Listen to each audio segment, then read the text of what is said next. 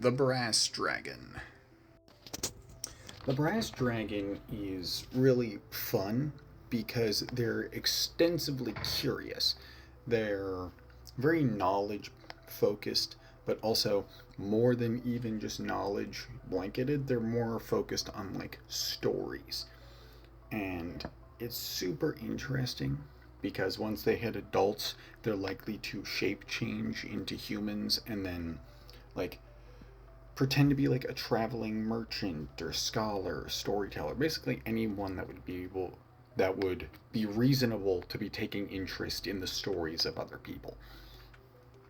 And dragons, not brass dragons, primarily live within like more arid, deserty areas. And if you look at his design over here, at least for the wormling, you can see that the wings have this like kind of like plant-ish looking feel to it, especially with how like their wings go down the entirety of their tail till it plumes out at the end. And if you look at his eye line, you can see he's just staring at the little critter on the ground, just curious about what's going on.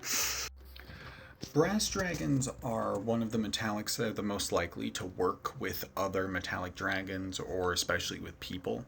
They're likely to build these networks that focus on rooting out liars, con artists, and things of the like. They just prioritize keeping stories alive, keeping people honest.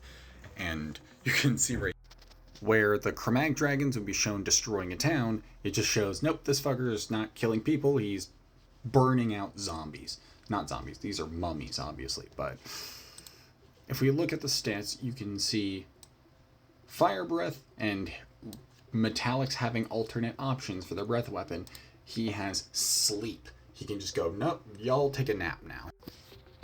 A brass dragon is going to likely nest in a desert or more arid type environment, maybe like, I fully blanked on what I was about to say, but which means their lair effects, like how their lair affects the environment, is surprisingly interesting. When a brass dragon is within its lair, it can cast Major Image for free with a range of up to a mile, which is the distance that those lair effects go to. And it's the ability is just called Mirages because he can create mirages within range of his lair, and he can just try to create images to scare you, to go like, hey, nope, don't go near my stuff. Leave all my stuff alone. Because said stuff are likely to just be knickknacks or eclectic objects, like maybe like the crown of a dead emperor or something, like or like just little, they're knickknacks, just objects that will certify that a story or a myth had in fact came to pass. The other thing is that within a mile of his lair, any drinkable water has the effect equivalent to a greater healing potion. That is fucked. I would assume that if you try to take the water away from the place, that it won't work logically, because obviously if the dragon moves its lair or dies, these effects go away. It's the dragon's presence, consistent presence, that builds this effect. And I know this is like a side angle and the brass dragon is like turning his head, but off a sheer glance, it does make his wings look like a poncho. And that's the immediate reflex I got off of that. But as I was stating before, with the like flower kind of growth, like it looks like the petal, like the extensions of a leaf, and the way it stretches down his whole body into that little sprout out part. You can even see like his human allies taking cover beneath him or around him. It's super.